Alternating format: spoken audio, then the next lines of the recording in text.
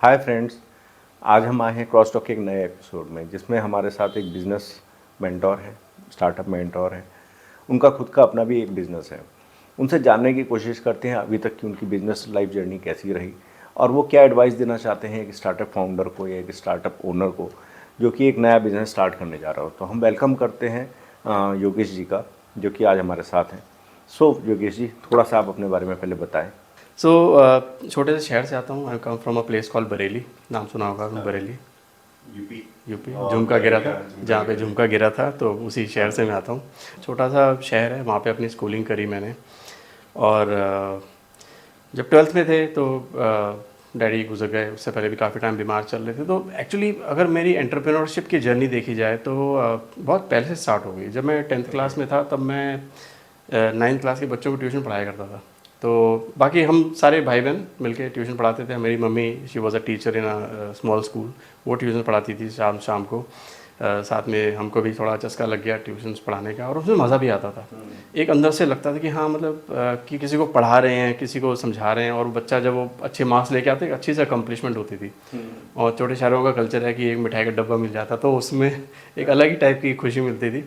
तो वहाँ से जर्नी स्टार्ट हो गई। ट्यूशन्स पढ़ाने से एक जो चस्का लग गया कि हाँ यार, मतलब एजुकेशन के साथ साथ स्कूल भी जा रहे हैं और साथ साथ अपना शाम को आके थोड़े से पैसे भी कमा पा रहे हैं।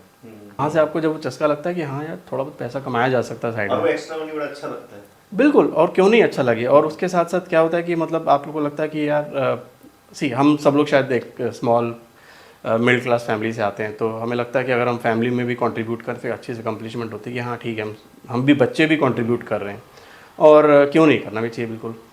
तो 12th के बाद, 12th तक मैंने बरेली से अपनी पढ़ाई करी। उसके बाद 12th में था तब डैडी की डेथ हो गई थी। उसके बाद दिमाग में आ रहा था कि नहीं यार, सिर्फ एजुकेशन से काम नहीं चलेगा। एजुकेशन तभी हो पाएगी जब अपना कुछ हम अर्न कर पाएंगे। वो एक कहावत है ना कि लर्न करो अर्न करो। हमारे साथ सिचुएशन थोड़ी डिफरेंट थी। हमारे साथ था कि अगर लर्न करना है तो पहले अर्न करना है, क्योंकि एक टाइम ऐसा आ गया था कि अगर आगे खुद पढ़ाई करनी है तो शायद उसकी कमाई खुद करनी पड़ेगी। तो बरेली छोड़ने का फ़ैसला किया। तो मम्मी पूछती क्या करेगा दिल्ली जाके। तो मैंने कहा कुछ भी कर लेंगे, इसमें क्या है। बोले फिर भी कहाँ जाएगा, कहाँ रहेगा। तो दिल्ली में रिलेटिव्स थे। कुछ टाइम किसी रिलेटिव कह रहा, कुछ टाइम किसी का रिलेटिव कह रहा। तो दिमाग में ये था कि नहीं, अब क्या होता है, छोटे शहरों में अपॉर्चुनिटीज़ नहीं होती, एक्सपोजर नहीं मिलता, आपको पता नहीं होता है कि क्या क्या आप कर सकते हो लाइफ में। और छोटे शहरों में जब तक हम थे, हमें सिर्फ यही पता था कि बड़े होकर क्या बनना है जी, इंजीनियर बनना है, डॉक्टर बनना है। और 3-4 स्ट्रीम्स हमें पता होती, मेडिकल स्ट्रीम, मैथ स्ट्रीम है, और एक आर्मी। हाँ आर्मी कर लो। सूखा सा था, मैं आर्मी तो मुझे पता रिजेक्ट कर ही देने थे कि भाई सूखा सा बंदा, इसको क्या आर्मी में रखे, कोई दुश्मन थप्पड़ मार के चला जाएगा तो वहीं मर जाएगा। तो आर्मी में ट्राई किया, क्लियर नहीं हुआ, क्योंकि वट एवर द रीज़न, आपको पता ही, अभी बताया मैंने आपको। तो उसके बाद था इंजीनियरिंग करनी थी, लेकिन इंजीनियरिंग का भी फिर ये था कि नहीं हो पाएगी, कॉस्ट थी, कॉस्ट या तो पॉसिबल नहीं था because of so many reason. और मेरे जैसे हज़ारों लाखों लोग हैं जो नहीं कर पाते बिकॉज ऑफ फैमिली रेस्ट्रिक्शंस होती हैं या फैमिली फाइनेंशियल इश्यूज होते हैं। तो ठीक है, मम्मी पूछती हैं दिल्ली में जाके क्या करें। मैंने कुछ भी कर लूँगा, रेस्टोरेंट में जाके बर्तन मांज लूँगा। लेकिन दिमाग में था कि आई विल डू समथिंग। तो दिल्ली आ गया। दिल्ली आके ये पहले अपने किसी रिलेटिव के यहाँ, फिर कुछ टाइम किसी रिलेटिव के रहा, तो उन्होंने कुछ गाइड किया, थोड़ा सा उनसे गाइडेंस लेके हमने कुछ कुछ स्टार्ट किया। That thing didn't work out. फिर एक जगह मैंने, जो मेरी फर्स्ट जॉब थी, मैंने यहाँ पर दिल्ली में आके एक शोरूम में, कपड़े के शोरूम में जॉब की। वहाँ पे I was salesman. So that was my first job जो मैंने स्टार्ट किया। सुबह मॉर्निंग में I use to go to Max Mueller Bhavan, ये दिल्ली कस्तूरबा गांधी मार्ग में है, वहाँ पे मैं जर्मन पढ़ने जाता था। तो वहाँ पे किसी ने मुझे बोला था कि मेरे एक क्लोज रिलेटिव, उन्होंने कहा था कि जर्मन लैंग्वेज कर ले, साथ में बीए कर ले, हिस्ट्री के साथ तू उसमें मास्टरी कर ले, और I will help you in getting into this tourism domain. तो उसका मैंने शुरुआत करी। तो ठीक है, मॉर्निंग में जर्मन होती थी, सुबह 7 बजे क्लास होती थी, 7 से 9 क्लास होती थी। 9 बजे बस पकड़ के साउथ एक्स जाते थे, अपना शोरूम खोलते थे, शाम तक शोरूम में जॉब करते थे। उसके बाद शाम को फिर मैं कंप्यूटर सेंटर में कंप्यूटर सीखा मैंने। टेक्निकल बेंट ऑफ माइंड भी था। तो कंप्यूटर्स में अच्छा, अब यहाँ पर मैं साथ साथ में बीए कर रहा हूँ। मैंने बीए स्टार्ट कर दी लॉन्ग डिस्टेंस, ठीक है, Indira Gandhi national open university से। वहाँ से मैंने बीए अपना रजिस्टर कर लिया। फिर मैंने अपना कंप्यूटर कोर्स वगैरह स्टार्ट किया। उसमें आई वाज डूइंग वेल। मुझे टेक्निकल बेंट ऑफ माइंड था, मेरा इंटरेस्ट था। उस समय इंटरनेट नहीं होता था। जो भी पढ़ना, आपने जो किताबें खरीद ली आपने मार्केट से या आपकी कंप्यूटर सेंटर की लाइब्रेरी से आपने कर रेंट बोरो कर ली, तो उनसे थोड़ा बहुत पढ़ लिया। एक कंप्यूटर सेंटर, अच्छा उस समय क्या हुआ था कि मैं सोच तो रहा था कि टूरिज़्म डोमेन में जाऊंगा, लेकिन ये 98-99 की टाइम फ्रेम की बात है। I am exactly forgetting the date. उस समय क्या हुआ कि इंडिया ने पोखरण में टेस्ट किए थे, न्यूक्लियर टेस्ट। तो उस समय क्या हुआ, जब न्यूक्लियर टेस्ट हुए, this is at the time of Atal Bihari Vajpayee was the prime minister. तो जब वो न्यूक्लियर टेस्ट हुए थे इंडिया ने, तो क्या हुआ कि इंडिया में सैंक्शंस लग गए थे बहुत सारे। टूरिज़्म बिल्कुल ठप हो गया, तो जो टूरिस्ट भी आना इंडिया में बंद हो गए थे, नहीं आ रहे थे बिल्कुल। तो जो मेरी जो रिलेटिव थे जिन्होंने मुझे टूरिज़्म का कहा था, उन्होंने कहा था कि टूरिज़्म अभी बैड फेज से गुजर रहा है, पता नहीं कब रिवाइव होगा, you should start something else. और उस समय .com बूम आ रहा था। सो तभी मैंने ये कंप्यूटर कोर्स वगैरह करना शुरू किया। हाँ, तो उस समय सेल्समैन की जॉब कर रहा था, तो साथ साथ ये भी कर रहा था। तो अब सेल्समैन की जॉब थी, ठीक है लगता था, लेकिन कभी कभी कुछ कस्टमर्स मिसबिहेव करके जाते हैं तो अच्छा नहीं लगता था। मैंने कहा, अच्छा खासा I come from a good background, learned background. ऐसा नहीं कि मैं बहुत ही गिरे हुए खानदान से आ रहा हूँ और लोग मुझे ऐसा बुरा ट्रीट कर रहे। करना किसी को भी नहीं चाहिए, बट थोड़ा सा कभी कभी बैड ट्रीटमेंट हो जाता तो अंदर से लगता था नहीं यार ये मेरी लास्ट जॉब है सेल्स की, इसके बाद मैं इस टाइप के सेल्स की जॉब में नहीं जाऊँगा। मैं कंप्यूटर कोर्स किया, उसके बाद एक दूसरे कंप्यूटर सेंटर में उस कोर्स के चलते चलते मुझे वहाँ पे जॉब ऑफर आ गया। वहाँ पे निकला हुआ था जॉब ओपनिंग, तो मैं वहाँ पे गया, उन्होंने इंटरव्यू लिया, मेरा टेस्ट लिया, उन्होंने कहा डेमो दो, तो मैंने डेमो दिया। They like the way I spoke, बड़ा कॉन्फिडेंटली आई वाज टीचिंग। तो एक उन्होंने बैच दिया था डेमो करने के लिए, तो बच्चों ने भी अच्छा फीडबैक दिया, तो वहाँ पे मेरी जॉब लग गई। तो मैंने ये सेल्समैन की जॉब छोड़ दी। तो वहाँ से मुझे मतलब इधर मॉर्निंग में पढ़ता था, नहीं इवनिंग में पढ़ता था, और मॉर्निंग से दोपहर तक के मैं वहाँ बैचेज लेता था। उसके बाद क्या हुआ, एक .com बस्ट आया। तो किस्मत, ठीक है, बड़ी सारी चीज़ें नेगेटिव भी हुई मेरे साथ, ठीक है। पहले वो जब सैंक्शंस लगे तो वो टूरिज्म डिपार्टमेंट ठप हो गया। तो जब मैं इसमें गया तो ये .com 2000 नहीं 2001 में आया था। 2001 में, हाँ, रिसेशन भी चल रहा था। तो फिर क्या हुआ, मैं ठीक है, वो सेंटर काफ़ी सारे बंद होना शुरू हुए जो ट्रेनिंग्स दे रहे थे, तो सेंटर बंद होना शुरू हो गए। तो मेरे सेंटर हेड ने कहा कि we are going to shut down, आप देख लो कहीं जॉब वगैरह। तो मैंने ठीक है। उसके बाद मैंने जॉब वगैरह ढूंढना शुरू करी, और मेरे फ्रेंड ने एक किसी ये कंसल्टेंट को मेरे को रेफ़र किया। मैं वहाँ गया, उन्होंने मुझे किसी कंपनी में इंटरव्यू देने के लिए भेजा। तो वहाँ पे था वो टेक्निकल राइटिंग एक जॉब होती है, तो मुझे उसके लिए भेजा गया। तो मैं इंटरव्यू वहाँ पे पहले मुझे जो रिटन टेस्ट दिया, इंग्लिश का टेस्ट था और टेक्नोलॉजी का टेस्ट था। टेक्नोलॉजी मुझे बहुत अच्छी आती थी। English, I come from studied in convent school, तो इंग्लिश बहुत ही अच्छी थी मेरी। तो टेस्ट मेरा लगभग 100% तो करेक्ट नहीं होता, आई थिंक 92% स्कोर कर लिया था मैंने। तो उन्होंने बताया कि ये टेक्निकल राइटिंग जॉब है, do you know what technical writing is. मैंने कहा नहीं, मतलब जॉब लेने आया हूँ, मुझे पता नहीं किस चीज़ की जॉब है। बस टेस्ट दिया।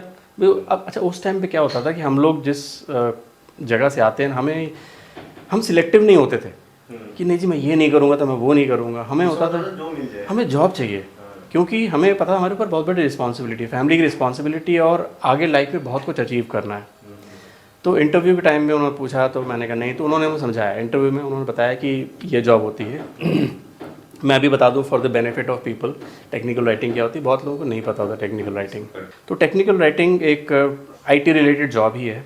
जैसे कंपनी में जो टेक्निकल जो कंपनीज होती है, सॉफ्टवेयर कंपनीज, आईटी कंपनी, उसमें एक डेवलपमेंट होता है, क्यूए होता है, प्रोडक्ट मैनेजमेंट होता है, प्रोग्राम मैनेजमेंट होता है, बिजनेस एनालिस्ट होता है, और इस टाइप की बहुत सारी फील्ड्स होती हैं। तो ज़रूरी नहीं आपने सबने डेवलपर ही बनना है, आप सबने क्यूए ही करना है। टेक्निकल राइटिंग होती है कि कंपनी जो भी सॉफ्टवेयर बना रही है या कंपनी जो भी हार्डवेयर बना रही है, उसके लिए वो लोग क्या करते हैं, यूज़र मैनुअल्स लिखते हैं। अब जैसे वो प्रोडक्ट किसी कस्टमर के पास जाएगा, अब उसके पास जब तक यूज़र मैनुअल नहीं है, उसको कैसे पता है कि प्रोडक्ट को हमने कैसे यूज़ करना है। तो ऐसी सॉफ्टवेयर भी है, उसके लिए भी बहुत डीप टेक्निकल डॉक्यूमेंटेशन होता है। कुछ तो बेसिक सॉफ्टवेयर होते हैं, तो लेकिन जो बहुत सारे कॉम्प्लिकेटेड बनते हैं उनके लिए यूज़र मैनुअल्स बनते हैं। कुछ सॉफ्टवेयर तो ऑनलाइन अवेलेबल है, लेकिन कुछ होता है कंपनी स्पेसिफिक बनते हैं। फॉर एग्जांपल आपकी कंपनी आपने स्टार्ट करी, आप मेरे पास आए, मेरी सॉफ्टवेयर डेवलपमेंट कंपनी है, आपने कहा योगेश मुझे आके इस पर्टिकुलर चीज़ के लिए सॉफ्टवेयर बनवाना है, तो मैं आपके लिए सॉफ्टवेयर बना दूंगा, साथ में आपको मैं यूज़र मैनुअल भी दूंगा, बताऊंगा कि इस सॉफ्टवेयर को, इस डॉक्यूमेंट को पढ़ेंगे तो आपको स्टेप बाय स्टेप सब पता लग जाएगा। कमिंग बैक टू मेरा करियर, उसके बाद जो मेरी टेक्निकल राइटिंग जर्नी स्टार्ट हुई, उसके बाद आई केप्ट ऑन वर्किंग, एक कंपनी से दूसरी कंपनी से तीसरी कंपनी। हम लोग इंडियंस हैं, कंपनी जंप करती हैं, करनी भी चाहिए, ठीक है, थोड़े अच्छे पैसे मिल जाते हैं। छोटी कंपनी स्टार्ट किया, बड़ी कंपनी में गया, फिर अच्छी अच्छी कंपनीज में जॉब किया, फिर एक टाइम ऐसा आया कि हाईली टेक्निकल कंपनीज में भी जॉब किया जो सिक्योरिटी डोमेन में है, ERP डोमेन में है, सेमीकंडक्टर्स में है। मैंने LSI सेमीकंडक्टर्स में काम किया, सैनडिस्क में काम किया, VMware में काम किया। These are like big names. इनके लिए, इनके जो प्रोडक्ट्स हैं, these are highly technical products. तो अब लोग सोचते हैं यार तुम तो BA पास हो, तुम यहाँ तक इतनी बड़ी बड़ी कंपनी में कैसे चले गए। LSI सेमीकंडक्टर्स में था मैं, तो again semiconductors a very very technical domain. तो उसमें I was managing a team of 12 people, जिसमें से एक ग्राफिक आर्टिस्ट था, बाकी 11 लोग राइटर्स होते थे। अगेन अगर मैं सोचूं कि मैं सिर्फ BA पास था, BA पास करके क्या कर पाया, क्यों कर पाया, क्योंकि दिमाग में एक थॉट था कि कुछ करना है लाइफ में, ठीक है। और मैं कभी डरा नहीं, कभी घबराया नहीं। कोई नई टेक्निकल चीज़ है, मैंने ये नहीं बोला कि यार ये मैं नहीं कर पाऊंगा। बहुत लोग तो अपने आप को ना नुकसान ये करते हैं, अपने आप को नेगेटिव बातें बोल के ना अपने आप को गड्ढे में डाल देते हैं। मैंने अपने अंदर कभी ये नेगेटिविटी नहीं आने दी, ठीक है। जब मैं अपनी जो फर्स्ट मेरी जो जॉब थी, जो मैं ट्रेनर था, जब मैं C++ जावा पढ़ा रहा था, मैं उसमें ग्रेजुएट भी नहीं था, अपनी ग्रेजुएशन में कर रहा था साथ साथ। इस सेंटर में पढ़ रहा था, दूसरे सेंटर में पढ़ा रहा था साथ साथ। तो ये कैसे हो पा रहा था, क्योंकि दिमाग में फितूर था, नहीं यार I can do it, it's not a big deal, कोई ऐसी तोप नहीं है, ठीक है। तो वहाँ से जो अपने आप को, अगेन हमने अपने आप को पुश करना है, पॉजिटिव हमें कोई और नहीं कर सकता। जाके कोई बंदा ना कि आपको एक बार मोटिवेशन एक बार देगा, उसके बाद चला जाएगा। आजकल देखो यूट्यूब पे मोटिवेशन स्पीकर्स भरे पड़े, बट इंसान अपने आप से ही मोटिवेट होता है। मोटिवेशन के अलावा एक चीज़ और है जो बड़ी इंटरेस्टिंग होती है, इसको बोलते हैं रूटीन। आपकी हैबिट्स क्या हैं, ठीक है। आप रूटीन में एक चीज़ करते चले जाओ, आपको मोटिवेशन की ज़रूरत ही नहीं पड़ेगी। मेरे उस समय के मोटिवेशन स्पीकर्स कहाँ होते थे सर, और कुछ टाइम से, ठीक है, खूब कुछ जब इंटरनेट आया, इंटरनेट क्या, यूट्यूब आया, तब जाके मोटिवेशनल स्पीकर्स आए, ठीक है। मैंने भी कुछ मोटिवेशनल स्पीचेस दिए, और मुझे पता लोग मुझे भूल चुके होंगे कौन नहीं किया। मैंने कई कॉलेजेस बेंगलोर में कुछ कॉलेजेस में मैंने टॉक्स दिए, स्टेज पे खड़े होकर, मेरे सामने 1000 बच्चा बैठा है। मैं चंडीगढ़ में था, वहाँ पे मैंने कुछ कॉलेजेस में दिए, मुझे कोई भी याद नहीं रहा, मैंने कभी रिकॉर्डिंग भी नहीं करवाई, मुझे वो शौक भी नहीं था। मुझे बस ठीक है, लोगों ने कहा कि यार यू हैव एक्सपीरियंस, अपने एक्सपीरियंस शेयर करो। मैंने चलो ठीक है, आ जाते हैं, स्टेज पे खड़े होकर माइक पकड़ो, बोला। और टचवुड, झूठ नहीं बोल रहा मैं कि मेरी कोई भी रिकॉर्डिंग अवेलेबल नहीं है इस टाइप की, कि मैं बोलूँ किसी कॉलेज से कि नहीं जी मुझे रिकॉर्डिंग करके दो, क्योंकि मेरा वो पैशन नहीं था, मुझे इस टाइप का बनना भी नहीं था। हाँ ठीक है, मुझे लगता है कि उस समय जाके अगर मेरी कोई स्टोरी सुन के किसी को, एक बंदे को भी अगर कुछ हेल्प मिल जाए, वो मेरे लिए बहुत बड़ी बात है, ठीक है। मुझे नहीं पता, शायद उस समय कुछ मेरी स्पीच सुन के किसी को कुछ मोटिवेशन मिला होगा, कोई कहाँ से कहाँ पहुँच गया होगा, आई डोंट नो, ठीक है। बहुत लोग सुनते हैं मुझे। तो कमिंग बैक टू दैट, कि वही जो है जॉब में करता चला गया और अपने आप को मोटिवेट करता गया, ठीक है। और रूटीन, जैसे मैंने बताया, जब मैंने कंप्यूटर कोर्स किया था उस समय मैंने 75,000 रुपीज़ दिए थे। कब? 1998 टाइम फ्रेम में। आज से करीब 25 साल पहले मैंने 70-75 हज़ार रुपये देके मैंने वो 6 महीने का कोर्स किया था। आजकल के टाइम में एवरीथिंग इज़ फ्रीली अवेलेबल, सब कुछ आपके हाथ में। आपने जॉब करनी है, आप उसमें सक्सीड कर सकते हैं, आप बिज़नेस करते हैं, आप उसमें सक्सीड कर सकते हैं। लेकिन रिक्वायरमेंट क्या है कि आपने जो है थोड़ा फोकस होना है और अपना रूटीन सेट करना है। आप सोचो कि मैं रोज़ एक मोटिवेशनल वीडियो देखूं और मैं चार्ज हो जाऊं, अरे चार्ज हो के क्या होगा, कुछ करोगे नहीं तो चार्ज का क्या करोगे, है ना। और लेकिन इसके बाद आपने काम करना है, ठीक है। इसके बाद अपना रूटीन बनाना, अपना गोल सेटिंग करनी है। अब मैं अगेन रिलेट करता हूँ, गोल सेटिंग हमारी लाइफ में, हम कहते हैं हमें गोल बनाने नहीं आते हैं, बहुत बेसिक चीज़ है। गोल बनाना हम सबको आता है, गोल सेटिंग सबको आता है, बहुत आसान होता है। जब बच्चे स्कूल जाते हैं, उनको एक गोल दिया जाता है साल का, एक टीचर है साल का, आप बताते हो ना कि जब बच्चा, क्या हमने भी पढ़ाई करी है भाई स्कूल में, हमें पता है 1 साल के अंदर इतना करना है, तो गोल ही तो हमारा, ठीक है। उस गोल के छोटे छोटे टुकड़े कर दिया जाते हैं, first term, second term, third term, final term, फिर उसके बाद उनके यूनिट टेस्ट वगैरह हो जाते हैं। तो यही तो तरीका है गोल सेटिंग का। तो आपकी जो हैबिट्स है ना, आपकी रूटीन है, यही आपको सक्सेस दिलाते हैं। मोटिवेशनल स्पीचेस जो है ठीक है, सुनने में अच्छी लगती हैं, लेकिन एक टाइम के बाद वो नहीं काम आती। Motivation will not work.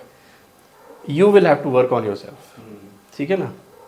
तो अच्छा एक चीज़ और, स्कूल में हम क्यों सक्सीड कर जाते हैं, स्कूल होता है हम अच्छे मार्क्स से पास भी हो जाते हैं, क्यों सक्सीड कर जाते हैं, इसलिए सक्सीड कर जाते हैं क्योंकि हमारे पे डंडा होता है दो लोगों का, पेरेंट्स और टीचर्स का। टीचर स्कूल में डंडा दे रहे होते हैं, पेरेंट्स घर पे डंडा दे रहे होते हैं, तो इस करते हो जाते हैं। जैसे ही हम थोड़े से आज़ाद होते हैं ना, कॉलेज आया, ठीक है, अब कॉलेज में टीचर्स कहते हैं भाई अब तुम बड़े हो गए हो, अब तुम्हें डंडे देने की ज़रूरत नहीं है।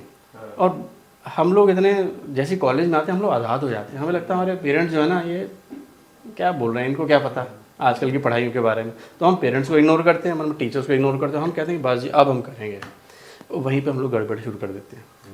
तो अपने अब क्या होता है ना, मोटिवेशन, सबसे बड़ा मोटिवेशन क्या है, डंडा, ठीक है।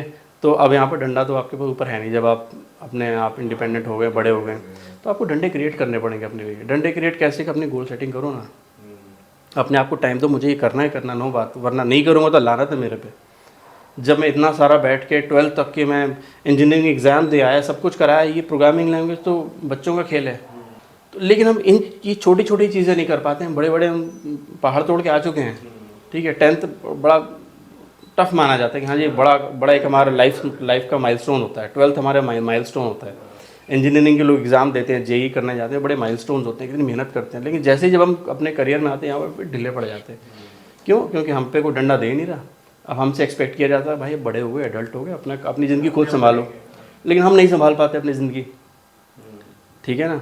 या तो एक नया ट्रेंड चलाओ, या तो अपने ऊपर कोई कोच रख लो, ठीक है, जो आपको डेली बेसिस या वीकली बेसिस आपसे आपकी रिपोर्ट मांगे, भाई बता क्या किया, ठीक है। आप लोग कहते हैं कोच की क्या ज़रूरत है, अरे आजकल बड़े बड़े क्रिकेटर्स, क्या आपके विराट कोहली का कोच नहीं है, सचिन तेंदुलकर का कोच नहीं है, ठीक है। आप किसी क्रिकेटर को देख लो कि सबके कोच हैं, क्योंकि अच्छा एक बात बताओ, सचिन तेंदुलकर हम कहते हैं गॉड ऑफ क्रिकेट है, उसका जो कोच था वो क्या सचिन तेंदुलकर से बड़ा प्लेयर था? प्रॉबेबली नहीं, बट उसको कुछ ऐसी चीज़ें उसको पता है कि मैं इसको ऐसे गाइड करूँगा सचिन तेंदुलकर को तो वो जाके इस जगह पहुँच जाएगा, ठीक है ना। तो ज़रूरी नहीं है कि आपका कोच आपसे ही ज़्यादा पढ़ा लिखा हो तभी होगा, लेकिन हो सकता है कोच आपका थोड़ा विजडम ज़्यादा हो। Sachin Tendulkar God of cricket होने के बावजूद भी उस बंदे से कोचिंग ले रहा है जो उतनी सेंचुरियाँ नहीं मार पाया, उतने रन्स नहीं बना पाया, लेकिन फिर भी उसको पता है कि इस बंदे में विजडम है एंड इस बंदे की मैं सुनूंगा तो I will succeed in my life, ठीक है। तो अगर आपको लगता है आप अपने आप कुछ नहीं कर सकते, अपना कोच बनाइए ना कोई, और कोच ऐसा बनाइए जो आपको लाइफ में आपकी ट्रैक पे रखे और आपको सक्सीड करने में हेल्प करे। तो हम लोग कोच नहीं बनाते हैं, कहते हैं क्यों खर्चा करें, अरे वो खर्चा नहीं है, वो इन्वेस्टमेंट है। एक वो डिफरेंस ऑफ वर्डन, एक है एक्सपेंडिचर, एक है इन्वेस्टमेंट। स्पेंड करेंगे लेकिन कोचिंग पे इन्वेस्टमेंट नहीं करेंगे, तो लोगों का दिमाग हिले हुए हैं। प्रॉब्लम यही है, हम लोग गलत जगह पैसे लगाते हैं, ठीक है ना। तो अगर ये थोड़ी थोड़ी चीज़ें बात समझ में आ जाएं तो आप लाइफ में बहुत सक्सीड कर जाओगे। और वही है ना कि हम लोग धरती पे आए क्यों हैं? दारू पी के गलाने के लिए थोड़ी आए, कुछ करने आए ना, अचीव करने आए, और किसी और के लिए नहीं करने आए, हम अपने लिए करने आए हैं, ठीक है। आज जो मैं कर रहा हूँ मैं किसी और के लिए नहीं कर रहा हूँ, मैं अपने लिए कर रहा हूँ, अपनी फैमिली के लिए कर रहा हूँ, ठीक है। अच्छा परफॉर्म करता हूँ लाइफ में तो मुझे देख के मेरे बच्चे मुझसे इंस्पायर होंगे, उनको लगे हाँ यार डैडी ने इस जगह पे इस मुकाम पे पहुँचे थे, मुझे आगे और पहुँचना है। तो सर आजकल जैसे लोग अपना नया स्टार्टअप शुरू कर रहे हैं, लोगों का आज एक स्टार्टअप कल्चर का क्रेज़ है, तो आपकी क्या एडवाइस है उन्हें कैसे अपने स्टार्टअप को स्टार्ट करने के लिए प्लानिंग करनी चाहिए, क्या चीज़ें फॉलो करनी चाहिए, किन चीज़ों का ध्यान रखना चाहिए एक नया बिजनेस या एक नया स्टार्टअप शुरू करने? प्लानिंग से पहले आपको ये देखना है कि आपको वो करना क्यों है, ठीक। कई लोग तो भेड़ चाल में बिज़नेस स्टार्ट कर देते हैं, ठीक है। अब मैंने जो बिज़नेस स्टार्ट किया, ओके, ये भी बता दूं, मैंने एक टेक्निकल राइटिंग जो मैंने इतने साल सीखा बिज़नेस कंपनीज़ में, वो सीखा मैंने बिज़नेस स्टार्ट किया, टेक्निकल राइटिंग एजेंसी स्टार्ट करी मैंने माइंडविक नाम से, MINDIVIK, उसको जाके गूगल कर सकते हैं, mindvic.in कंपनी की वेबसाइट है। तो वो मैंने क्यों स्टार्ट किया, क्योंकि मेरी बैक टू बैक मेरी 2 बार कंपनी से ले ऑफ हुआ, फिर मैंने कहा कि नहीं अब मुझे करना है, तो फिर मैंने अपना बिज़नेस स्टार्ट कर दिया, एजेंसी स्टार्ट की, और वहाँ से मेरे बिज़नेस की स्टार्ट हुई। अब कमिंग बैक टू क्या क्या चीज़ें ध्यान में रखनी चाहिए, 2 चीज़ें। पहली, आप बिज़नेस उस फील्ड में करें जो चीज़ आपको आती है, जिस चीज़ का एक्सपीरियंस है, वो चीज़ करना आती है, वो आप कई सालों से करते आ रहे हैं, आपको पता है inside out of this thing. उस चीज़ का अगर आप बिज़नेस स्टार्ट करते हैं तो आपकी प्रोबेबिलिटी सक्सेसफुल होने की बढ़ जाती है। दूसरा, कोई ऐसी चीज़ जिसका लेके आपको जुनून है, पैशन है, आप उसके लिए दीवाने हो कि मुझे यार, और ये चीज़ आती है। फॉर एग्जांपल आप सुबह कंपनी में जॉब करते हो सुबह शाम तक, और वीकेंड पे आप ना क्रिकेट खेलते हो, और क्रिकेट आप बहुत अच्छा खेलते हो, ठीक है। तो क्रिकेट खेलते खेलते आपने क्या किया, आपने कहा यार मैं क्रिकेट खेल रहा हूँ, बहुत सारे बच्चे आपसे आके इंप्रेस होते हैं कि सर आप बहुत अच्छा खेलते हैं, आप मुझे सिखा दोगे क्या। आपने बच्चों को सिखाना शुरू कर दिया, आपको लगा यार मैं सिखा रहा हूँ, सिखाते हैं ना हम लोग जनरली फ्री में सिखाते हैं। तो अगर आपको लगे कि यार ये मैं इसको बिजनेस में कन्वर्ट कर सकता हूँ, तो ये आप कोचिंग को कोचिंग को प्रोफेशन बना सकते हैं। आप अपना कोचिंग सेंटर स्टार्ट कर दीजिए, ठीक है। अब ये तो सिर्फ एक एग्जांपल दी है, ठीक है। ऐसे फॉर एग्जांपल एक बंदा है, एक मेरा फ्रेंड था, उसको क्या शौक़ था, ही वाज गिटारिस्ट, गिटार बजाता था, और वही he was working with me in a semiconductor company, and उसको गिटार का शौक़ था। तो मैंने उसको सजेस्ट किया, मैंने कहा यार इतनी बढ़िया गिटार बजाता तो अपना बैंड बजा। बोला उससे क्या होगा, मैंने कहा बैंड बना, उससे हो सकता है देखो एक्सपोजर मिले, कुछ इन्वेस्टमेंट, बोला कॉन्सर्ट्स मिले। बोला सोचा ही नहीं मैंने।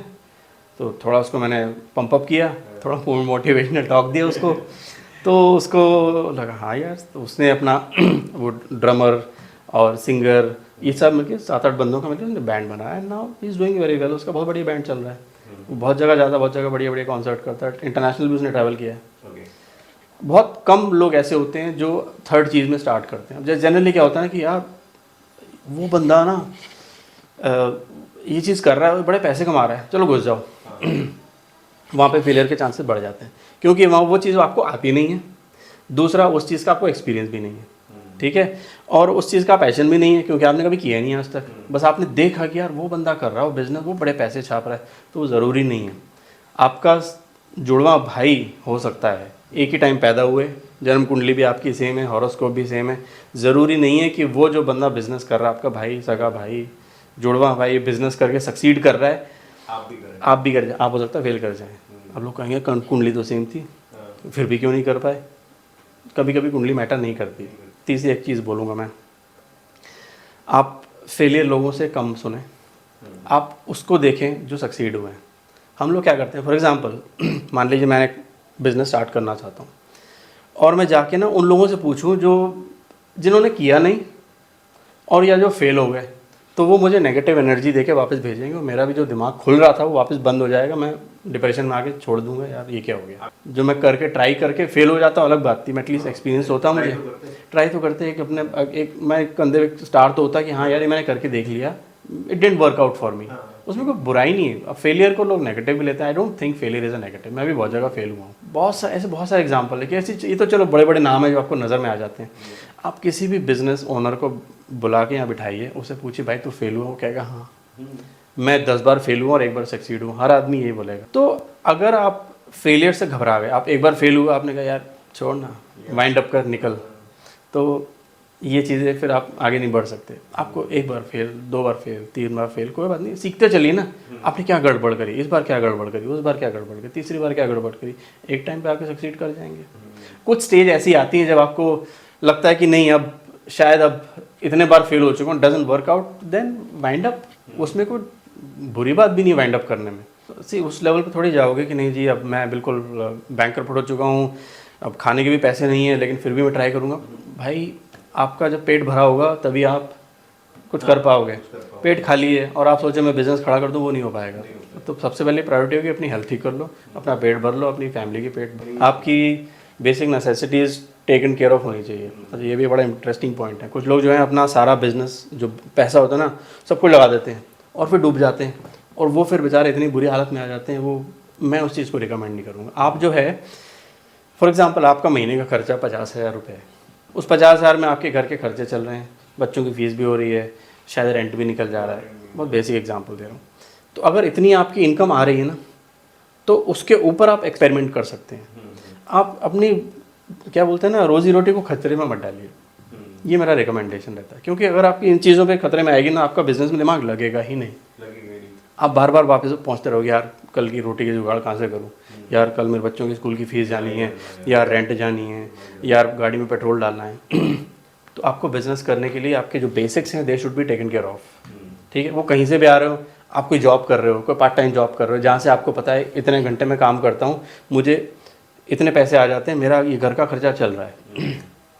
अब मैं इसके ऊपर अगर कुछ करता हूँ तो एक्सपेरिमेंटेशन आप कर सकते हो लाइफ के साथ, ठीक है ना, कि चलो करके देखते हैं, मेरा इंटरेस्ट है, let me start a side gig. तो ये 2-3 चीज़ें बातें बताना चाह रहा था कि अगर जब बिज़नेस स्टार्ट करते हैं तो ये सब चीज़ें टेकन केयर ऑफ करिए। और अगर छोटे बिजनेसमैन हैं, अगर आप बहुत छोटा बिजनेस स्टार्ट कर रहे हैं तो कोशिश करिए बड़े बड़े लोन्स मत लीजिए, क्योंकि लोन्स का प्रेशर भी बहुत होता है। आजकल आपने देखा होगा बहुत सारे लोग बेचारे ईएमआई पे ज़िंदगी जी रहे हैं, बहुत स्ट्रेस में रहते हैं, ठीक है, बड़े बड़े घर ले लिए, कार ले ली, सब कुछ लाइफ ईएमआई पे चल रही है। अचानक आपकी इनकम डगमगाई तो ईएमआई देने के पैसे जब नहीं होंगे, फिर अगेन आप अपना बिजनेस को फोकस छोड़ के वापस इसी जद्दोजहद में लग जाओगे कि यार मुझे इन चीज़ों। तो अगर आपने बिज़नेस करना है, अनटिल आपके पास ऐसे 2 चीज़ों लोग लोन लेके बिज़नेस करते हैं। आजकल आपने देखा होगा वो पीछे वो शार्क टैंक्स आया था, लोग इन्वेस्टमेंट्स, आपका बिज़नेस मॉडल इतना बढ़िया है, आपका प्रोडक्ट इतना बढ़िया है, प्रॉमिसिंग है, किसी को कन्विंस हो गया तो हो सकता है आपके बिज़नेस में आपके कुछ इन्वेस्टमेंट भी लगा दे, वो भी हो सकता है। लेकिन अगर आप छोटे हैं, अभी आपके पास इतना बड़ा प्रोडक्ट नहीं है, यू आर जस्ट स्टार्टिंग, ठीक है, कभी स्टार्टअप फेज भी तो होता है ना, ठीक है, और आप लोन छोटा है तो कोशिश करिए लोन किसी और से पैसा ना उठाइए, बूट स्ट्रैपिंग जिसको कहते हैं, अपने पास जितने भी हैं उसमें स्टार्ट करिए। जब आपको लगे कि हाँ यार ये मेरा मॉडल प्रूवन हो गया है, तब आप उसको एक्सपैंड करिए। कुछ होते हैं कि सोचते हैं कि पहले दिन ही मैं सीधा टाटा जितना बड़ा बन जाऊँ, अगर आप सोचोगे you are bound to fail. Tata ने भी जब बिज़नेस स्टार्ट किया वो शायद छोटे से स्टार्ट किया होगा। हम रिलायंस की बात करते हैं, किसी भी बड़े बिजनेसमैन की बात करते हैं, दे स्टार्टेड विद जीरो। वो 1-1, 2-2, 10-10, उसमें 10 रुपये 100 रुपये बहुत बड़ी बात होती होगी, उन्होंने वहाँ से स्टार्ट किया। स्टीव जॉब्स हैं या आपके बिल गेट्स हैं, इन्होंने सब ने जाके अपना बिजनेस बिल्कुल स्मॉल से स्टार्ट किया, अपना कंप्यूटर लिया, वहीं पे उन्होंने खटाखट काम शुरू किया। जब उन्हें एक लेवल पे आ गए फिर उन्होंने कहा, then they started reaching out to more people कि देखो जी ऐसा बिजनेस है, ये मॉडल है, people started believing in them, people starting investing in them. तो ऐसे स्टार्ट हुआ। तो मेरा रिकमेंडेशन रहेगा कि अगर आपके पास नहीं है पैसे तो थोड़े जोड़िए पहले, ठीक है, उतनी सेविंग कर लीजिए और उस सेविंग से आप खेलिए। नहीं है तो लोन लेके कोई फ़ायदा नहीं है। आप सोचें कि बिल्कुल ज़ीरो और आप लोन लेके करो, ये कुछ बेसिक चीज़ें आप करो तो आप पीसफुली बिजनेस कर पाओगे। अगर आप सोचोगे ठोकर खाए बिना बिजनेस कर लोगे, ऐसा पॉसिबल नहीं है। जैसा मैंने आपको पहले बोला कि किसी भी बिजनेसमैन को बुला के यहाँ बिठाइए, उससे पूछिए कि भाई तू कभी फेल हुआ, क्या बहुत बार हुआ, 10 बार फेल हुआ तो 1 बार सक्सीड हुआ, ठीक है। तो फेलियर्स नहीं है, ये फेलियर्स को फेलियर नेगेटिव मत लीजिए। फेलियर को मेरी एक पर्सनल बिलीफ भी है, आइदर आई सक्सीड और आई लर्न, यानी कि जो मैं फेल हुआ उससे मैं सीखा हूँ, मुझे पता है कि ये चीज़ वर्क नहीं करती, चलो कुछ और ट्राई करते हैं, ठीक है ना। एक और किताब भी है बड़ी इंटरेस्टिंग, जॉन सी मैक्सवेल की है, रिनाउंड वर्ल्ड का राइटर है, फेलिंग फॉरवर्ड। उस किताब को पढ़िए, बड़ा मज़ा आएगा। उसमें यही है कि भाई फेल होके पीछे नहीं जाना है, फेल होके आगे बढ़ना है। अच्छा, जब आजकल लोग कोई भी बिजनेस स्टार्ट करते हैं या कोई स्टार्टअप स्टार्ट करते हैं, उनके लिए सबसे बड़ी प्रॉब्लम होती है टीम को कैसे मैनेज करें, कैसे हायरिंग करें या उस टीम को कैसे रिटेन करें। तो उस बारे में आप क्या कहेंगे? कुछ चीज़ें मैं बताता हूँ, लेकिन कुछ चीज़ें जो एंटरप्रेन्योर्स हैं वो खुद एक्सपीरियंस करनी पड़ेगी उनको, ठीक है। 100% बुक्स के अकॉर्डिंग कोई भी चल नहीं पाता बिजनेस। ऐसा कोई भी क्या बोलते हैं, जो लोग MBA भी करके आते हैं, बिजनेस कोर्सेज करके आते हैं, वो भी आप सोचें ना कि ऐसे ऐसे करेंगे हमारी बिजनेस सक्सेसफुल हो जाएगा, नहीं हो जाएगा। उसके बावजूद भी they have to experience it, क्योंकि लोग डिफरेंट, हर एक आदमी डिफरेंट सिचुएशन में डिफरेंटली बिहेव करता है, ठीक है। तो आपको एक्सपीरियंस तो करना पड़ेगा। कुछ चीज़ें बेसिक्स हैं, आपने बस ये सोचना है कि आपका जो फ़र्ज़ है, आपका एक फ़र्ज़ है कि आपने अपने बिजनेस को ग्रो करना, आपने कमाई करनी है, obviously that is what A business is for. दूसरा जो आपका फ़र्ज़ है, जो आपकी रिस्पॉन्सिबिलिटी है, जो आपकी ड्यूटी है, एथिकल ड्यूटी है कि आपने अपने एम्प्लॉयज़ को भी ग्रो कराना है। आप जब इस माइंडसेट से रहेंगे कि यार मुझे अपने एम्प्लॉयज़ को ग्रोथ देनी है लाइफ में, उनसे सिर्फ लेना नहीं है, उनको देना भी है, ठीक है ना। रिस्पॉन्सिबिलिटी क्या होती है, सी बिजनेस जो होता है ना, ये बहुत बड़ा, सबसे बड़ा सोशल वर्क यही है कि आप अपनी ज़िंदगी की जमा पूंजी, अपनी इन्वेस्टमेंट्स या अपना टाइम, कुछ लोग अपनी जॉब छोड़ के बिजनेस करते हैं, बहुत बड़ा सोशल वर्क है, क्योंकि आपकी वजह से कितने लोगों को एम्प्लॉयमेंट मिलता है, आपको उनके घर का भाई चूल्हा चल रहा है, ठीक है। तो ये आप बहुत बड़ा सोशल वर्क कर रहे हो, ठीक है ना। तो आप ये मत सोचो कि आप कोई अपने लिए काम कर रहे हो, आप उनके लिए भी काम कर रहे हो। तो बिजनेस का ये होता है कि you are working for yourself, that is one of course, you are working for them as well. बेशक वो एम्प्लॉयज़ आपके हैं, लेकिन आप ये सोचिए वो एम्प्लॉय आपके हैं, आपका फ़र्ज़ है आपने उनकी लाइफ में एडिशन भी करना है। मॉनिटरी एडिशन तो करेगा, चलो ठीक है, उसके बाद क्या उनकी लाइफ में उनको क्या ग्रोथ दे पा रहे हो आप, उनको उनके करियर में ग्रोथ दे पा रहे हो।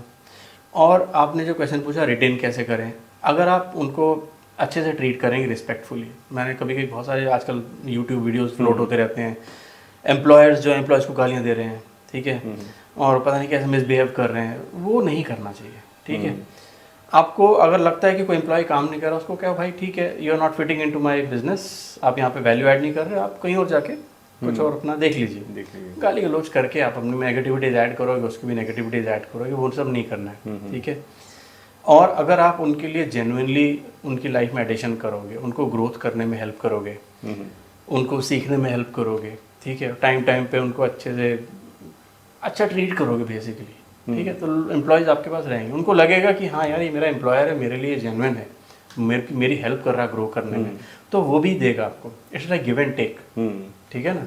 तो आप उसके लिए दीजिए, वो भी आपको रिटर्न में देंगे। अच्छा, दूसरी बात, आप जितनी भी कोशिश कर लीजिए, एक एम्प्लॉय ने अगर जाना है, चाहे आपके लिए आपने उसके लिए जितना अच्छा किया हो, उसने जाना तो जाना है, हाँ, अगर उसको अपना बेनिफिट दिख रहा है तो डेफिनेटली। और ऑनेस्टली बताऊं, जाना देना भी चाहिए। अगर आप फॉर एग्जांपल आपने देखा होगा कि कुछ कंपनीज जो है एम्प्लॉय जब रिज़ाइन करता है ना, तो जो एम्प्लॉयर होता कहता है कि ठीक है वहाँ कितनी सैलरी मिल रही है, मैं तेरी बढ़ा देता हूँ, ठीक है। अगर आप उसकी सैलरी मैच कर पा रहे हो तो रोको, लेकिन अगर आप उसकी सैलरी मैच नहीं कर सकते तो उसको मत रोको, उसको जाने दो। और उसकी जाने में आपकी भी खुशी होनी चाहिए कि नहीं यार, मैं इसको 1 लाख सैलरी दे रहा था और दूसरी कंपनी इसको 2 लाख सैलरी दे रही है, तो लेट हिम गो ना। भाई आप भी तो इस बिजनेस में आए हो अपनी लाइफ में मॉनेटरी ग्रोथ के लिए, तो वो भी अपनी लाइफ में जॉब स्टार्ट की है मॉनेटरी ग्रोथ के लिए। भाई इन्फ्लेशन उसके लिए उतना ही बढ़ रहा है जितना आपके लिए बढ़ रहा है, आटा आपकी भी कॉस्ट उतनी है, उसके लिए भी आटे चावल की कॉस्ट उतनी है, ठीक है ना। तो अगर उसको कहीं अपॉर्चुनिटी मिलती है तो आप उसको जाने दीजिए। आप एक प्रोसेस बनाइए कि मेरा बिजनेस ऐसे ऐसे करेगा, उसमें ये रोल्स हैं, उसमें भी एम्प्लॉयज़ का नाम लिखिए, ए रोल, बी रोल, सी रोल, डी रोल, ई रोल, एफ रोल, जो भी अलग अलग रोल्स हैं। आपको पता होना चाहिए कि ए रोल ये काम करेगा, बी रोल ये काम करेगा, सी रोल ये काम करेगा, उस रोल में कोई भी बंदा फिट हो जाए, ठीक है। और आपको पता है ये ए रोल से बंदा थोड़े टाइम बाद चला जाएगा, उसको रिप्लेस करने के लिए मेरी स्ट्रैटेजी क्या है। आपके पास स्ट्रैटेजीज होनी चाहिए बिजनेस की। एम्प्लॉय रिटेंशन की स्ट्रैटेजीज बहुत टाइम तक काम नहीं करती हैं, ठीक है ना। आजकल आपने देखा होगा कि लोग इंटरव्यूज़ देने जाते हैं, एक एक साथ 4-4, 5-5, 6-6 इंटरव्यूज चल रहे हैं, ऑब्वियसली चलना भी चाहिए। अब मेरे पास 3-4 ऑफर लेटर्स आ जाते हैं, तो मैं ढूंढता हूँ इसके पास जाऊँ, उसके पास जाऊँ, ठीक है ना, तो ऑब्वियसली क्यों ना जाऊँ। तो ये बात आपके एम्प्लॉयर्स को भी समझनी चाहिए कि अगर आपके पास एम्प्लॉय आता है तो उसका जाना भी तय है, ठीक है ना। ठीक है। तो एक और एग्जांपल दूंगा, ट्रेन चल रही ना, you are a train driver, ठीक है, आपकी ट्रेन ड्राइवर है, आप उसको इस डेस्टिनेशन से लेके बैंगलोर, दिल्ली से लेके आप बैंगलोर तक ट्रेन लेके जा रहे हो, उसमें कई सारे बीच में स्टेशन आते हैं, लोग चढ़ेंगे उतरेंगे पैसेंजर्स, तो आप किसी पैसेंजर पे फोर्स थोड़ी कर सकते हो, नहीं तू दिल्ली में मेरे साथ चढ़ेगा और बैंगलोर में मेरे साथ उतरेगा, ठीक है ना। बहुत कम लोग होंगे, बहुत कम एम्प्लॉयज़ ऐसे होंगे जो आपके साथ लाइफ लॉन्ग रहेंगे, ठीक है। आजकल इतने लाइफ लॉन्ग एम्प्लॉयज़ नहीं रहते, लोग 1 साल 2 साल 3 साल 5 साल 6 साल जॉब करते हैं, चेंज कर लेते हैं। ऑब्वियसली करना भी चाहिए, उनको हो सकता है वहाँ पे दूसरी ग्रोथ में, बल्कि एक वैकेंसी खाली होगा तो उसके कोई दूसरा आके उसको ऑब्वियसली ओवरकम करेगा, ठीक है। तो ये प्रोसेस है, ठीक है। अब फॉर एग्जांपल आप किसी भी कंपनी को लेकर चलिए, अब टाटा इतनी पुरानी कंपनी है, कितने साल हो गए, आई थिंक 100 साल शायद होने को आ रहे होंगे टाटा के। जब उन्होंने स्टार्ट किया होगा कि वो सारे हैं टाटा में, नहीं है ना, लोग आ रहे जा रहे हैं, कितनों ने अपनी कंपनियां खोल ली हैं, अपनी कंपनी खोली, तो लोग ऐसे ही कंपनी चलती रहती है। Company is like a train, moving train, it will keep on moving, people will hop on hop off, so that is a natural process. आप अपने प्रोसेस बनाइए कि आप अगर एक एम्प्लॉय जाता है तो आपके बिजनेस को झटका ना लगे।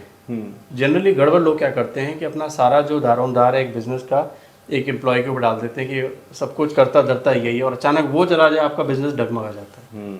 तो आपने बस अपने कंपनी के प्रोसेसेस ठीक रखने कि अगर एक बंदा छोड़ के जाए तो एक बैकअप प्लान है, ठीक है ना, एक बैकअप प्लान, 2 बैकअप प्लान, वही करिए आप। अच्छा, आजकल जैसे गवर्नमेंट ने बहुत सारी स्कीम्स चलाई हैं स्टार्टअप्स को सपोर्ट करने के लिए, फंडिंग के लिए, तो आपको क्या लगता है वो कितनी सक्सेसफुल हैं अभी इंडिया में? मैंने पर्सनली कभी ऐसी स्कीम अवेल नहीं करी, but I am aware of the schemes. मुझे कुछ लोगों ने बोला भी था कि अपने बिजनेस को एक्सपैंड कर लो, लेकिन मेरा अपना पर्सनल बिलीफ है, मैं I am more of a bootstrap person. मैं कहता हूँ कि भाई मुझे ऑनेस्टली बताऊँ, मुझे बहुत करोड़पति अरबपति बनना भी नहीं है। मुझे पता है I am happy with this small business, मैं इतनी टीम संभाल सकता हूँ, मुझे घर में जाके चैन से सोना है। I don't want to work 24/7 and 24 घंटे काम करने वालों में से नहीं। मुझे एक टाइम के बाद घर जाके सोना है, ठीक है। मुझे अपनी फैमिली के साथ टाइम स्पेंड करना है, मुझे वेकेशन पे भी जाना है, मुझे फैमिली को भी टाइम देना है, मुझे रिश्तेदारियों में भी जाना है, लोगों की शादी में अटेंड करनी है, ठीक है। तो मेरी अपनी लिमिटेशन है, तो मैंने जो है अवेल नहीं किया। लेकिन गवर्नमेंट की बहुत सारी स्कीम्स हैं, गवर्नमेंट हेल्प कर रही है एक्चुअली, ठीक है। लेकिन गवर्नमेंट पैसे नहीं बांट रही है। ये लोगों को बड़ा भ्रम है कि हम जाएंगे और गवर्नमेंट हमको पैसा फेंक के दे दी, ऐसे नहीं। गवर्नमेंट देखती है आपके पास जो आप बना रहे हो या जो सर्विस दे रहे हो, उसका बिजनेस प्लान होना चाहिए, एक प्रोजेक्शंस होना चाहिए। और आप जो है एकदम से जाते ही, मैंने सुना है कि एकदम से जाते ही आपको कोई बिजनेस में पैसा दे नहीं देगा, गवर्नमेंट भी नहीं देगी, बैंक लोन भी नहीं देगा। वो कहेंगे जी अपना पहले पिछला 2-3 साल का दिखाओ, टर्नओवर दिखाओ, अपना बिजनेस प्लान दिखाओ, अपने अकाउंट स्टेटमेंट दिखाओ, कितनी सेल्स दिखाओ, रेवेन्यू दिखाओ। तो ये सब चीज़ें होती हैं गवर्नमेंट की वेबसाइट से, उसमें जाके आपको सारी डिटेल मिल जाएंगी, आपको लोन देती है। लेकिन आप पहले प्रूफ तो करो। ठीक, ऐसे तो हर एक बंदा कहेगा जी हाँ जी मैंने बिजनेस स्टार्ट कर दिया, पैसे दे दो, गवर्नमेंट तो लुट जाएगी, देश बर्बाद हो जाएगा चीज़ में। सही बात। तो गवर्नमेंट सिर्फ उनको पैसे देती है जिनका कोई प्रूवन प्रोडक्ट हो, गवर्नमेंट को लगे कि हाँ इसका प्रोजेक्शंस अच्छे हैं, इसके फ़ायदे हैं और इस बंदे को हेल्प मिलेगी और गवर्नमेंट को पैसा वापस मिल जाएगा। तब एक श्योरिटी होनी चाहिए कि एग्जैक्टली। और कोई भी इन्वेस्टर, चाहे गवर्नमेंट इन्वेस्टमेंट करे या कोई प्राइवेट इन्वेस्टर मिल जाए आपको, शार्क टैंक आपका कोई शार्क मिल जाए आपको पैसा देने के लिए, वो भी तब देगा ना जब आप उसको, आप पे विश्वास हो जाएगा कि हाँ ये बंदा कैलिबर है, इसके प्रोडक्ट में भी दम है, इसकी सर्विस में दम है और प्रॉमिसिंग लग रहा है, रिलायबल लग रहा है, ट्रस्टवर्दी है, मैं पैसे लगाऊंगा तो डूबेंगे नहीं। डूबते फिर भी हैं। कोई भी बंदे, कोई भी बिजनेस 100% सक्सेसफुल नहीं हो जाता। आप सोचो कि 100 लोग बिजनेस में जाएंगे, 100 लोग सक्सेसफुल हो जाएंगे, ये कभी नहीं होने वाला। तो शार्क्स को भी, जो इन्वेस्टर्स होते हैं उनको पता होता है कि मैं 10 जगह पैसे लगा रहा हूँ, इसमें से 5 डूबेंगे, 5 हो जाएंगे, तो मुझे थोड़ा थोड़ा ऊपर प्रॉफिट हो जाएगा, ठीक है ना। तो आपको पहले अपने आप को सॉलिड करके जाना है किसी के पास पैसे लेने के लिए, चाहे गवर्नमेंट हो चाहे प्राइवेट इन्वेस्टर हो। अच्छा, जैसे आजकल बहुत सारे स्टार्टअप मेंटरशिप इवेंट्स होते हैं, ठीक है, उनकी काफ़ी हैवी फीस भी होती है, 5,000 10,000। आपको क्या लगता है कि वो इवेंट्स कितने हेल्पफुल होते हैं एक स्टार्टअप के लिए, फाउंडर के लिए? बिल्कुल हेल्पफुल होते हैं। See it's like a school, live school है जहाँ पे आपको ट्रेनिंग मिल रही है, ठीक है। अब आप सोचिए कि आप सिर्फ कमरे में बंद करके आप चैट जीपीटी से पूछते रहे, गूगल से पूछते रहे, हाँ जी मुझे अगला स्टेप बताओ, अगला स्टेप बताओ, तो बिजनेस नहीं होने वाला है। आपको सिंपल से एग्जांपल दूंगा, आपको अगर स्विमिंग करनी है तो आप घर बैठ के थोड़ी स्विमिंग सीखोगे, आप कहाँ जाओगे? स्कूल में जाओगे, कोच को हायर करोगे। एग्जैक्टली। तो वही चीज़ इस चीज़ में भी एप्लीकेबल है। आपने पढ़ाई करनी है, बच्चों को ये थोड़ी कि नहीं जी चलो बच्चे को मैं घर बैठ के पढ़ाऊंगा। हम स्कूल भेजते हैं ना बच्चे को, फीस देते हैं ना, अच्छी खासी फीस देते हैं, बड़े बड़े स्कूलों की बड़ी बड़ी फीस, जितना बड़ा स्कूल उतनी बढ़िया फीस, यानी कि बच्चा में निकल के आएगा ना। और ये फैक्ट है, I am not being kind of prejudice नहीं है, लेकिन जो थोड़े छोटे साइज़ के स्कूल होते हैं, और should not call it government schools, मैंने देखा उनकी क्वालिटी इतनी अच्छी नहीं है, लेकिन जो प्राइवेट स्कूल्स में बच्चे पढ़ के आते हैं उनकी अलग है। अब आप IIM को या किसी अलग छोटे से कॉलेज के MBA को कंपेयर कर लीजिए। IIM का बंदा निकला हुआ MBA करके कहाँ पहुँचता है, IITians कहाँ पहुँचते हैं, और कई लोग ऐसे इंजीनियर्स भी हैं जो कहीं भी नहीं पहुँच रहे, छोटी मोटी जॉब्स कर रहे हैं, ठीक है। तो आप देखिए कौन से मेंटरशिप प्रोग्राम में जा रहे हैं, फीस होती है, उस फीस की वैल्यू भी होती है, ठीक है। आप सोचेंगे पैसा वेस्ट करना है, ऐसा कुछ नहीं होता है। पैसा नहीं, अगेन मैंने आपको इन्वेस्टमेंट और एक्सपेंडिचर की बात कराई थी। हम लोग दारू में जाके इन्वेस्ट कर देंगे, भाई यहाँ पे इन्वेस्ट कर दो, ठीक है ना, सही बात है। सीखोगे तो सही। आप यहाँ दे के आओगे 5,000, शायद 5 करोड़ निकाल लोगे वहाँ से, तो वो जो इन्फॉर्मेशन है वो 5,000 रुपये की नहीं है, 5 करोड़ की इन्फॉर्मेशन आपको 5,000 में मिल रही है, आप ये समझ लीजिए। तो आई वुड रिकमेंड, जाइए वहाँ पे जितना चाहिए, और अच्छा आपका सर्कल बढ़ता है, आपको सीखने को मिलता है। लोग आएंगे अपने अपने टॉक्स देके जाएंगे, उनसे नेटवर्क बनाइए ना, जो बड़े बड़े बिजनेसमैन हैं, बड़े छोटे एनी साइज के बिजनेसमैन हैं, उनसे जाके हैंडशेक करिए ना, उनसे पूछिए sir I am starting this business, I want you to mentor me. एक छोटी सी टिप भी बड़ी इंपॉर्टेंट होती है। एब्सोल्युटली। आप घर बैठे नहीं सीखोगे, आपको बाहर निकलना पड़ेगा, ठीक है ना। सर आज आपसे बहुत कुछ सीखा, और उम्मीद करते हैं कि जो भी हमारे व्यूअर्स हैं वो इस एपिसोड को देखें और चीज़ों को इम्प्लीमेंट करें। बिल्कुल। तब तक के लिए फ्रेंड्स, आप हमारी चैनल सब्सक्राइब करें, वीडियो लाइक करें, शेयर करें, और हमारे नए गेस्ट का इंतजार करें, जो कि हम एक नए एपिसोड में आपके साथ नेक्स्ट वीक फिर से आएंगे। Thank you.